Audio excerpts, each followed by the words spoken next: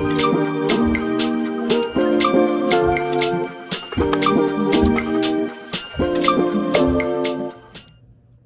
name is John Collins, and I'm a Ph.D. student in the Biomedical Engineering doctoral program at Boise State University.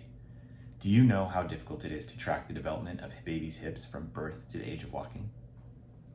Normal imaging techniques are virtually impossible because of a variety of reasons, from unnecessary radiation exposure, lack of developed bone, which doesn't even show up on X-ray, to the inability to sit still long enough without sedation.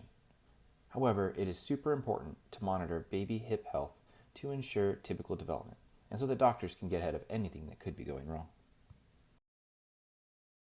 One such thing is DDH, developmental dysplasia of the hip, which is when the hip joint isn't developing correctly and can cause the femur to slip out of the hip socket, either temporarily or remain out constantly.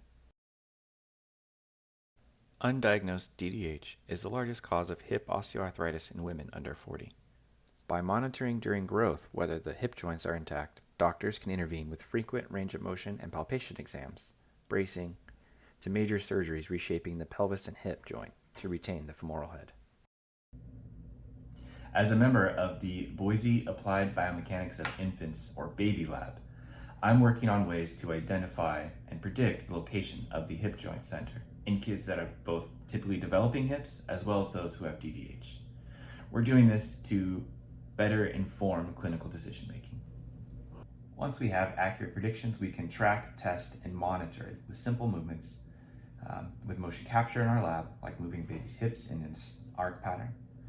We can better estimate the effectiveness of braces intended to redirect the femoral head into the hip joint to realign those loading forces with the joint. This also can help us come up with some better and more conservative treatment options, something like better braces to avoid these major surgeries. I'm proud to be a member of the Baby Lab at Boise State University, where we study how babies move and use their muscles and what that means for musculoskeletal development and safety.